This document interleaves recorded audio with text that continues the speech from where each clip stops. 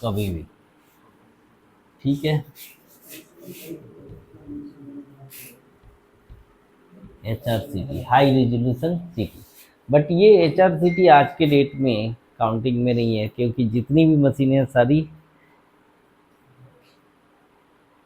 Thin cuts वाली machine है। तो इसमें HRCT में 1 mm के लेते हैं, हमें ऑलरेडी 0.625 mm का दे रहा है, तो अलग से आपको HR कट्स लेने की नीड नहीं है। क्लियर? वेनोग्राफी की जब बिल्डिंग आती है तो उसमें हमें करना पहले एनजीओ, उसके बाद में वेनो। एक्सीलेंट, क्वेश्चन नहीं समझ गया। वेनोग्राफी की बिल्डिंग आती है हाँ, तो हम डायरेक्ट वेनोग्राफी करेंगे या एनजीओ करने के बाद में देखो, वेनोग्राफी? आइडियली तो डायरेक्ट वेनोग्राफी करनी चाहिए, बट जो भी रेडियोलॉजिस्ट है ना, वो अपने अकॉर्डिंग काम करवाता है, उसको जिस पे रिपोर्टिंग है तो प्रैक्टिकली तो यही होना चाहिए। बट अभी का जो ट्रेंड है, जनरली लोग क्या करते हैं कि पहले आर्टेरियल फेज लेते हैं और सेकेंड फेज चलाते हैं, तो वेनोग्राम आ जाता है। ठीक है, पहला फेज आर्टरी के अकॉर्डिंग ROI लगाया, सब कुछ लगाया और एंजियोग्राफी कर दी। एंजियोग्राफी जैसे कंप्लीट हुआ, सेकेंड फेज वेनोग्राफी में कन्वर्ट कर देता है। ठीक है, बट ये मैंडेट नहीं है, आप वेनोग्राफी अलग से कर सकते हैं। ठीक है हम इसी के अकॉर्डिंग इसी टाइम के अकॉर्डिंग ही हमें मशीन को कमांड देनी होगी। जी। ठीक है, ले लिया इसकी भी। NCCT, non contrast computed tomography. Non contrast computed tomography CT scan में HU वैल्यू के बेस पे हमें इमेजेस मिलती है। तो एनाटॉमी में आपका बोन अलग दिख जाता है, फैट अलग दिख जाता है, बाकी सॉफ्ट टिश्यू ऑलमोस्ट एक जैसे दिखते हैं। हाँ या ना? सॉफ्ट टिश्यू ऑलमोस्ट सारे एक जैसे हैं। तो अगर सॉफ्ट टिश्यू में कोई फाइंडिंग है तो उसके लिए NCCT से कोई फ़ायदा नहीं है। NCCT में दो चीज़ें हैं, एक तो फ्रैक्चर यानी बोन, दूसरा स्टोन, तीसरा ब्लीड। यही तीनों चीज़ें यहीं पर दिखती हैं ना, बोन, स्टोन और ब्लीड, ये तीनों चीज़ें। तो इन तीनों चीज़ों से रिलेटेड अगर कोई इंडिकेशन है तो उसमें हम कंट्रास्ट नहीं देंगे। क्लियर है? उसमें हमें कंट्रास्ट की नीड नहीं है। ठीक है, जैसे ब्रेन की बात करें, सबसे कॉमन, तो ब्रेन में हेडेक है। हेडेक कैसा इंडिकेशन है? कुछ भी हो सकता है। तो आप NCCT हेड करके देख लेते हो एक ग्रॉस आइडिया में, कोई ब्लीड तो नहीं है, कोई इन्फाक्ट तो नहीं है। इन्फाक्शन कैसा दिखेगा सीटी में? यानी वहाँ पे वाटर लॉगिंग हो गई, एडीमा बन गया। एडीमा बन गया तो HU वैल्यू एडीमा की क्या है? With respect to grey matter white matter क्या है? कम है, तो वो तो हाइपोडेंस दिखेगा। लेकिन स्टार्टिंग के 20 घंटे तक सीटी उसको पिक नहीं करता, मतलब वहाँ पे इतना एडिमा नहीं बनता कि सीटी डिफ्रेंशिएट दिखा सके। तो अर्ली जो है आपको MRI is the single modality. Single modality city में दिख गया तो फिर वो अपना विंडो पीरियड के क्रॉस वो तो विंडो पीरियड से क्या बहुत पुराना हो गया, 20 घंटे तो तबाही मचा के चला जाएगा। तो आपको अगर विंडो पीरियड में पेशेंट है तो क्या करना पड़ेगा? सिंगल। सीटी में देख के आप ट्रीटमेंट प्लानिंग में, सीटी देख के क्या करते हैं, होता क्या है, जहाँ पे MRI नहीं है वहाँ पे भी CT स्कैन देख के इलाज शुरू कर दिया जाता है। लेकिन वो CT स्कैन देखने का उनका मकसद ये होता है कि ब्लीड तो नहीं है। अगर ब्लीड नहीं है और सिम्टम्स आ रहे हैं तो पेशेंट को थ्रोम्बोलाइज किया जा सकता है, यानी क्लॉट को तोड़ने की दवाई दे सकते हैं। अगर ब्लीडिंग ऑलरेडी हो रही है तो वहाँ पे खून को पतला करने की दवाई देंगे तो क्या होगा? ब्लीडिंग और बढ़ जाएगी। तो CT स्कैन करते हैं, उस CT स्कैन में इन्फाक्ट नहीं देखना होता है। उनको दो चीज़ें, एक तो विंडो पीरियड में है या नहीं, यानी 20 घंटे से पहले का ही है ना, ये भी एक बहुत बड़ी चीज़ है। अगर उन्होंने सीटी किया और उसमें दिख गया एडिमा, तो फिर क्या फ़ायदा। उसमें एडिमा दिख गया यानी ये इन्फेक्शन 20 घंटे से ऊपर का है। तो वैसे केस में अगर ब्लीड को तोड़ने का कर भी देते हैं और ब्लीडिंग हो गई तो और ज़्यादा नुकसान हो सकता है। ठीक है, तो शुरू में वो ये देखते हैं कि एक तो एडिमा नहीं है, इन्फेक्शन नहीं दिखना चाहिए, और दूसरा ब्लीड नहीं दिखना चाहिए। तो वो तभी के तभी सीटी स्कैन करके, अदरवाइज एमआरआई में आपको पता है 1 मिनट भी पुराना है, 1 minute, with in minute diffusion restriction दिखाई दे सकता है डिफ्यूजन वेटेड इमेज पे। 1 मिनट से 2 मिनट के अंदर भी दिखाई दे देगा। ठीक है, सीटी स्कैन में अब हम किस लिए करेंगे, एडिमा को देखने के लिए। एडिमा कब हो सकता है, हाई ग्रेड फीवर आ गया, इंकेफ्लाइटिस, उसमें क्या हो, सोडियम पोटेशियम पंप प्रॉपर काम नहीं करेगा, पूरे ब्रेन में एडिमा बन जाएगा। तो वो देखना होता है कि इंकेफ्लाइटिस तो नहीं है, एडिमा तो नहीं है। ठीक है, इंकेफ्लाइटिस के केस में, स्ट्रोक के केस में, ब्लीड रूल आउट करने के लिए हम एनसीसीटी हेड कर सकते हैं। ठीक है, हेडेक है तो हेडेक को रूल आउट करने के लिए ब्लीड की वजह से भी हेडेक हो सकता है, एडिमा की वजह से भी हेडेक हो सकता है, ट्यूमर की वजह से भी हेडेक। तो NCCT head is the indication for all overall headache, headache की वजह से।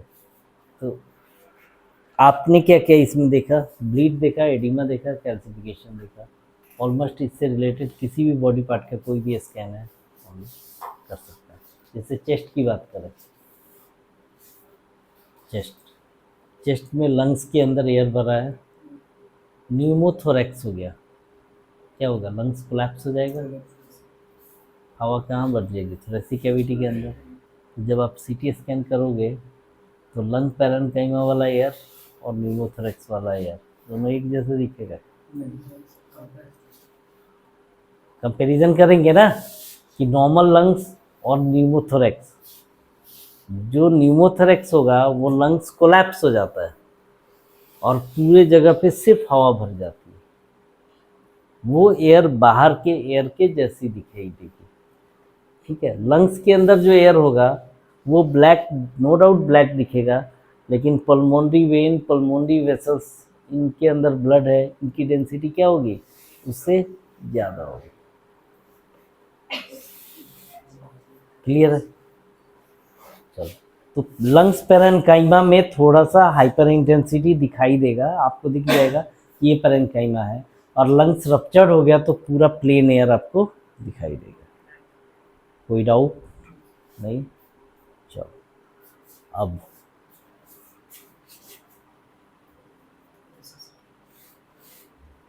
एब्डोमेन में ये चेस्ट की बात हमने कर दी। चेस्ट में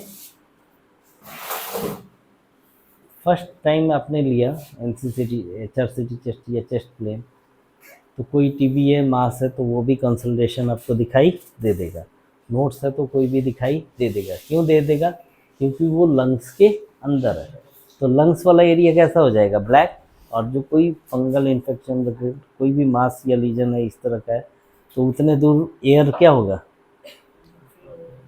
एयर होगा नहीं ना वहाँ पे, तो वो एरिया कैसा दिखेगा with respect to air, hyper. ठीक है, नीचे एनसीसीटी केयूबी, किडनी, यूरेटर और ब्लैडर में स्टोन देखने के लिए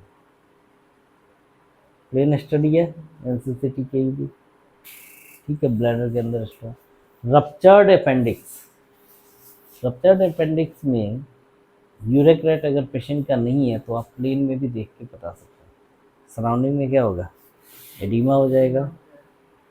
ठीक है, और एनाटॉमी के बेस पे आप बता सकते हैं। क्लियर, चलो। तो एनसीसीटी हेड, सॉरी, सिर्फ एनसीसीटी एक बार लिखा जाता है। एनसीसीटी के इंडिकेशन में मेजर क्या क्या होगा, फ्रैक्चर, फ्रैक्चर और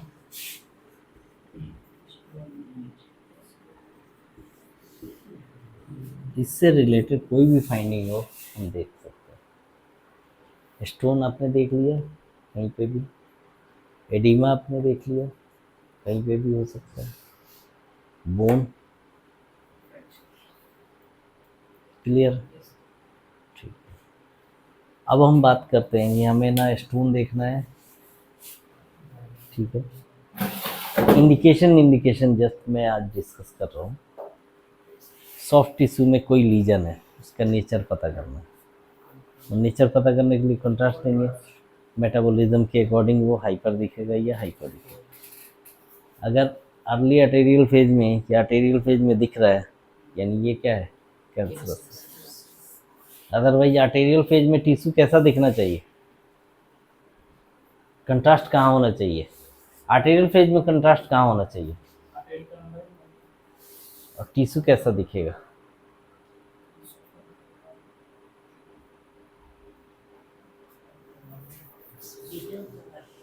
हम्म, क्या चीज़,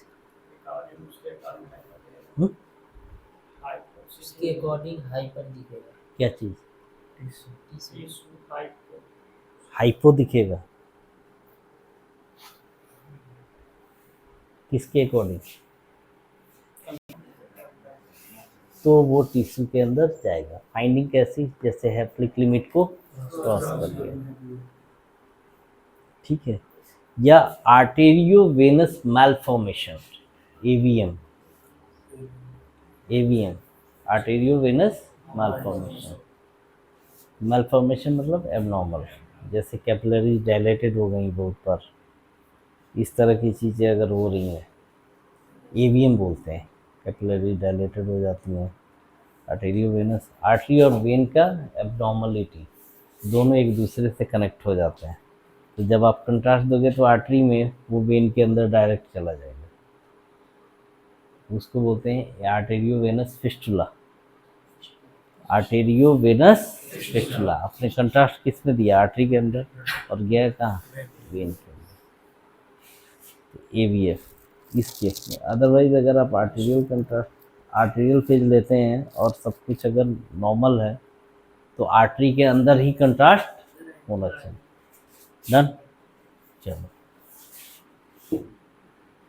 सीईसीटी की बात करते हैं। तो सॉफ्ट टिश्यू हमारे को देखना है, कोई मास है, लीजन है, एडिमा है, डिफ्रेंशिएशन करनी है, तो सीईसीटी इज द बेस्ट, ठीक है। बाकी यूरोग्राफी के लिए आपका डिस्कशन हो चुका है, ठीक है।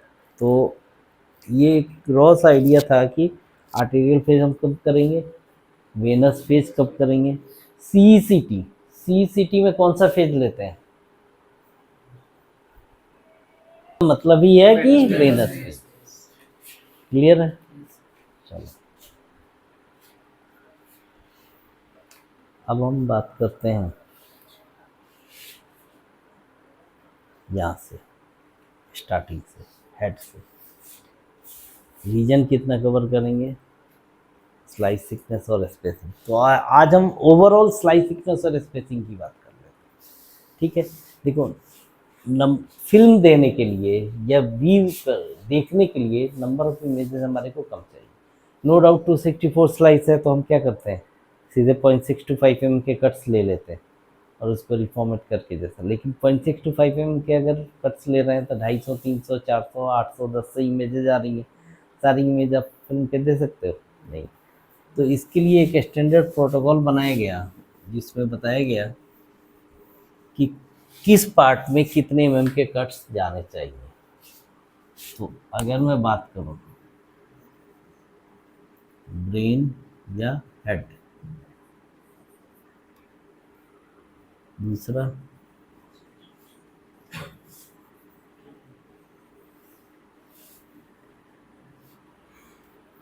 ब्रेन या हेड, चेस्ट हो गया, एब्डोमेन हो गया, इन तीनों ही केस में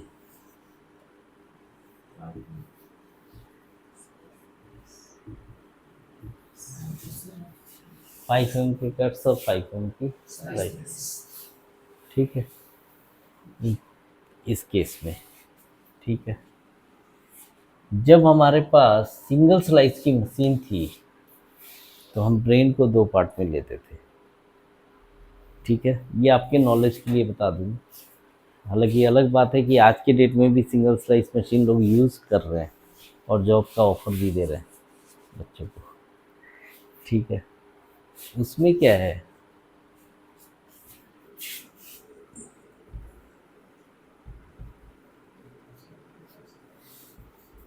ये आपका कार्पस कैलोजम है, ठीक है। ये कार्पस कैलोजम किस में है, सेरेब्रम में, ठीक है। सेरेब्रम में, सेरेब्रम का जो ये ऑक्सीपिटल वाला पार्ट है पीछे, ठीक है। और उसके बाद यहाँ से आप देखो ये मेडुला, पोन्स, मिड ब्रेन, और ये हो गया आपका सेरेबेलम, ठीक है। तो ये जो पार्ट है ना, जिसमें सेरेबेलम और ब्रेन स्टेम कवर होता है, जहाँ पे ये लाइन है टेंटोरियम लाइन, टेंटोरियम लाइन से नीचे वाला पार्ट कहलाता है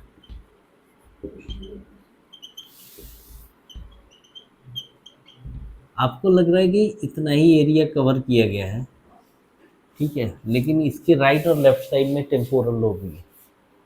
तो फ्रंटल, बायलेटरल, टेम्पोरल और पीछे आपका मेन सेरेबेलम और ब्रेन स्टेम, ये सारे एरिया पोस्टीरियर फोसा में कहलाते हैं। पोस्टीरियर फोसा, पोस्टीरियर फोसा से अगर कोई बोलता है तो इसका मतलब उसका है सेरेबेलम से और ब्रेन स्टेम से रिलेटेड, ठीक है।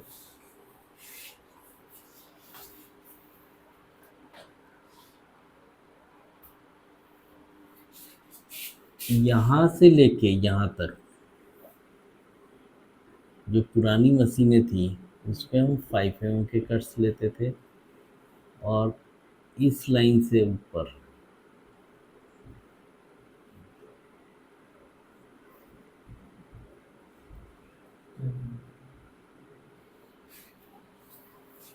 पुरानी मशीन सिंगल स्लाइस। तो इसको हम डिवाइड कैसे करते थे, पोस्टीरियर फोसा 5 mm और सुप्रा टेंटोरियल रीजन।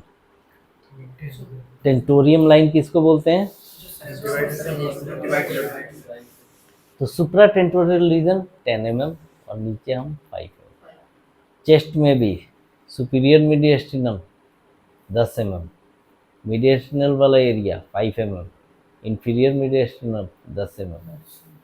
3 तरह के। अभी तो क्या करो, खींचो, स्कैन करो, ठीक है। लेकिन पहले चीज़ें काफ़ी टफ थी, ठीक है। चलो ये देख लो, ब्रेन हो गया, हेड हो गया, चेस्ट हो गया, एब्डोमेन हो गया, जिनके लिए अदरवाइज स्कैनिंग तो 0.6 to 5 mm पे ही होगी सारी, ठीक है। अब हम बात करते हैं ऑर्बिट, बस 5 मिनट और। क्या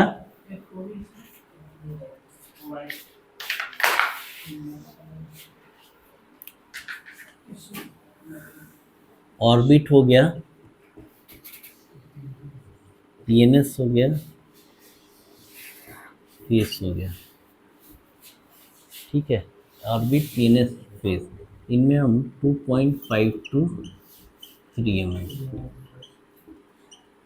इसमें 2.5 की स्पेसिंग या 2.5 के कट्स, 3 mm की स्पेसिंग और 3 mm के कट्स, ये पैटर्न बनता है। किस किस के लिए, ऑर्बिट हो गया, फेस हो गया, पीएनएस हो गया। टीएम जॉइंट की बात करें, टीएम जॉइंट, ठीक है, या मेस्ट्रॉयड एर्सस, ठीक है। ये होते हैं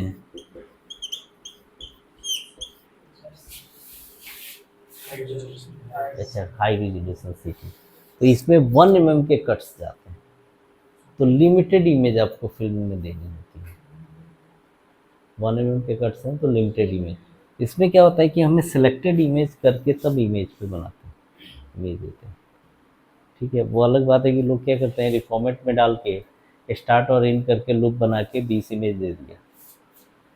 ठीक है, बट स्टैंडर्ड टेक्निक क्या है कि आप 1 mm के ही कट्स को सेलेक्ट करके कुछ इमेजेस 20 या 25 इमेज सेलेक्ट करके फिल्म पे डाल दो। ठीक है, टीम जो इन्वेस्टर HRCT, इसमें नेक भी इंक्लूड कर लो, neck, orbit, PNS, face and neck. ठीक है, हेड हो गया, ऑर्बिट हो गया, पीएनएस हो गया, फेस हो गया, नेक हो गया, चेस्ट हो गया, एब्डोमेन हो गया। क्लियर है, बहुत इजी है, पैटर्न आपको याद रखना है बस। ठीक है, साइन पीएनएस के लिए आए तो कितने mm की फिल्म दोगे, 2.5 से 3 mm। फेस के लिए आए 2.5 से 3 mm। आप कट्स भी हम एक्वायर करते हैं तो थिन कट्स, अगर कोई डॉक्टर बोलता है कि नहीं डायरेक्ट इतने mm के ही कट्स लो, तो हम डायरेक्ट 5/5 नहीं लेते, यही कट्स लेते हैं। जब हम लेते हैं तो 3 mm के कट्स ले लिया, 2.5 mm के कट ले लिया, इतने mm के ही कट्स लेते हैं।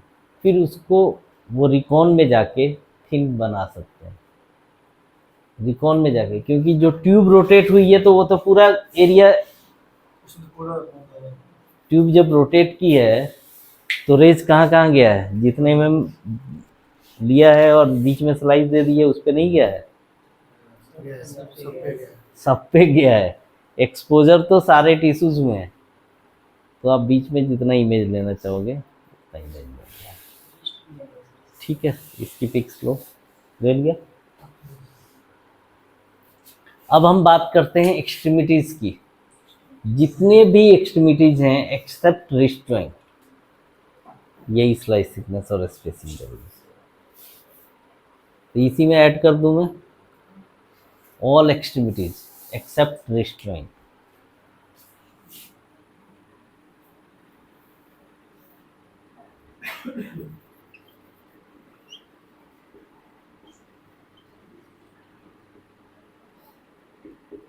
एक्सेप्ट रिस्ट जॉइंट, ये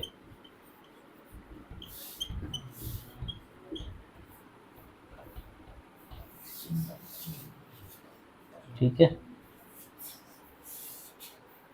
टेंशन नहीं रखना। स्कैन जो भी आए, स्कैन करके फिल्म बनाना है, इनमें से कोई भी आए, इतने mm के स्लाइस थिकनेस, इतने mm की स्पेसिंग पे फिल्म दे देंगे। ठीक है, एब्डोमेन और चेस्ट की बात करें 5 mm के आएंगे कट्स। ठीक, बोलो सर, बोलो। ऑल एक्सट्रीम में जो बोल रहे हैं रिस्ट जॉइंट के लिए एक्सेप्ट का मतलब उसको छोड़ के, रिस्ट जॉइंट को छोड़ के। ठीक है, डन। फील्ड ऑफ व्यू जो होता है, एक होता है डिस्प्ले फील्ड ऑफ व्यू और एक होता है जो मशीन का अपना फील्ड ऑफ व्यू। ठीक है, एक जो भी ट्यूब से जब रेज निकलती है ना, तो सीटी में हमारे पास 3 तरह का कॉलिमेशन है, 3 तरह का कॉलिमेशन। ठीक है, जो पहला कॉलिमेशन है वो स्मॉल के नेम से है, जो कि 25 सेंटीमीटर का एफओबी रखता है। और ये एफओबी कैसा आएगा, बात समझ में आई? इसका डायमीटर इधर से इधर ये क्या होगा 25, ये भी होगा 25, कहीं से भी लोगे तो ये क्या होगा 25 सेंटीमीटर ऐसे। यानी इस 25 सेंटीमीटर के अंदर अगर आपका स्कैनिंग एरिया है तो रेज आएगी। अब वो अलग बात है कि मेरा ये हेड था, हेड पे मैंने क्या किया, मैंने टेम्पोरल बोन ही सिर्फ ये टीएम जॉइंट ही लेना था, मैंने सिर्फ इतना ही एरिया कवर किया, तो इमेज पे जो आपको दिखेगी वो सिर्फ इतनी ही दिखेगी, लेकिन एक्चुअल एक्सपोजर कितना गया है। यानी आप रिकंस्ट्रक्शन में जाके इस, अब ये सपोज करो कि आपने लिया है 12 सेंटीमीटर, ठीक है, आप रिकंस्ट्रक्शन में गए और इसको 12 को हटा के 25 करके इंटर करोगे, पूरा एरिया दिख जाएगा। तो एक्सपोजर आपने 25 किया है। हाँ, अगर आपका स्कैनिंग एरिया, सपोज करो कि ब्रेन यहाँ न रख के ब्रेन आपने रख दिया यहाँ,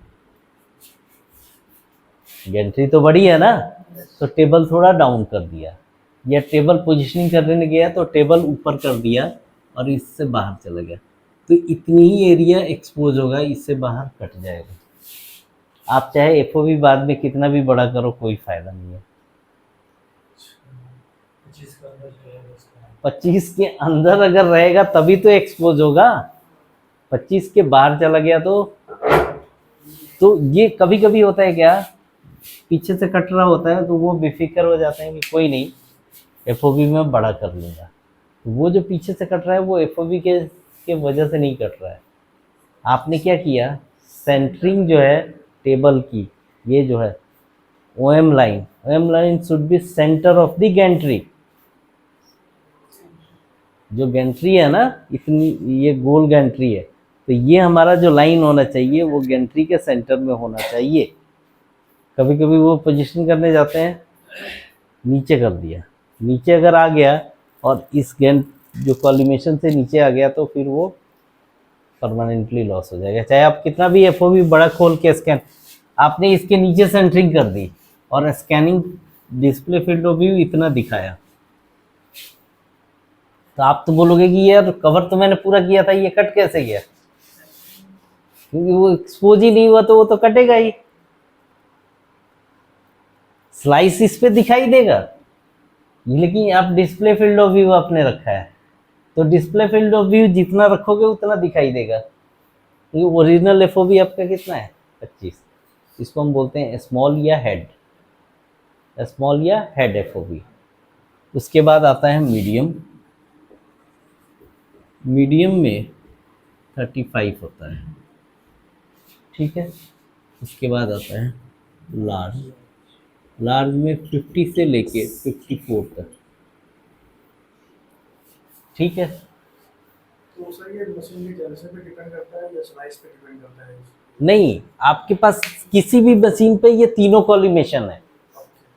हेड के लिए हम स्मॉल कवर करते हैं, टीएम जॉइंट के लिए स्मॉल कवर करेंगे, ठीक है। पीएनएस के लिए हम स्मॉल कवर करेंगे, फेस के लिए स्मॉल करेंगे। हाँ, फेस और नेक दोनों हो तो हम लार्ज या मीडियम, चेस्ट हो तो लार्ज, एब्डोमेन है तो लार्ज, एक्सट्रीमिटीज कोई भी हो लार्ज।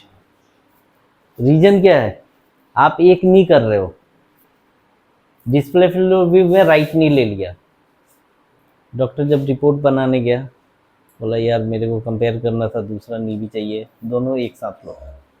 आप क्या करो, एफओवी में जाओ, लार्ज करो, दोनों आ जाएगा। शोल्डर जॉइंट आप कर रहे हो, सिर्फ इतना एरिया आपने एक्सपोज किया, फील्ड ऑफ व्यू बड़ा करो, दोनों एरिया दिख जाएगा।